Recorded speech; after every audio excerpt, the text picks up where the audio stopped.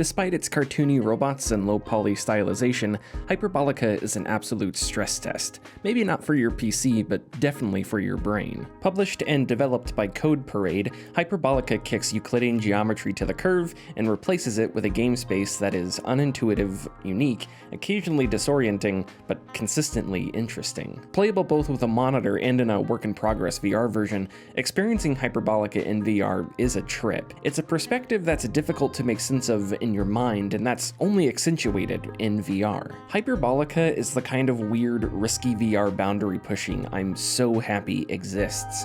Its visuals can be a lot to take in, as you've probably already guessed from watching this footage, and it certainly enjoys messing with your perspective. Here, you don't move toward objects as much as they seem to move toward you. Here, objects get bigger the farther they are away from you. Set in Brainlink, a fictional and comically meta MMO, Hyperbolica's Surreal Landscape constantly makes you question your own sense of direction, renders your depth perception completely useless, and you'll often find objects in places you swore weren't there before. Beyond its visuals, Hyperbolica is a puzzler built on simple foundations. Talk to people to learn things, and explore around to find hidden items, and maybe complete a few small side quests. Alongside Cornelius, your excitable online sidekick, your quest is to find 5 Playtonic crystals, which, when reunited, will bring balance to Brainlink or save it from an evil empire. To be honest, you're not entirely sure what's wrong. All you know is you have to find those crystals. It's a story that's lighthearted and wholesome, wrapped in a slapstick atmosphere that's cleverly written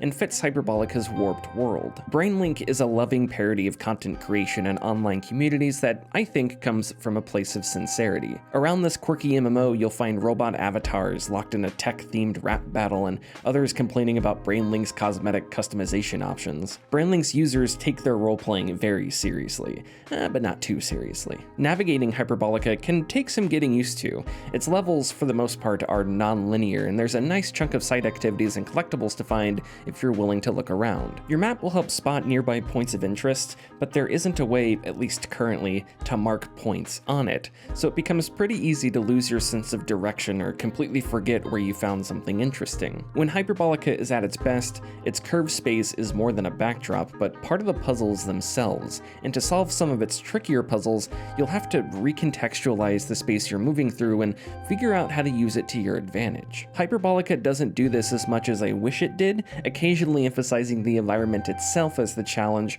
rather than how it uses the environment. Some of its side activities are like this, and while fun, they also tend to go on a little too long. Hyperbolica is excited to mess with your head, to drop you down the rabbit hole and make you second guess what you see with your own eyes. Especially in VR, this creates some fantastic, illusory visuals that may at first seem like psychedelic nonsense, but in Hyperbolica's world are completely sound. It can be physically demanding, I assume especially for those with more severe motion sensitivities, and that might even be true for Hyperbolica's desktop mode too. You can switch between smooth and snap turning in Hyperbolica's VR options, as well as how the game treats important dialogue, both which will help with motion sickness. Locomotion is limited to analog movement, which is unfortunate but understandable considering the nature of Hyperbolica's design. Overall though, I'd say Hyperbolica's VR experience is relatively clean. Hyperbolica is the kind of weird, zany VR experience I love. It takes chances and avoids relying too much on its own novelty,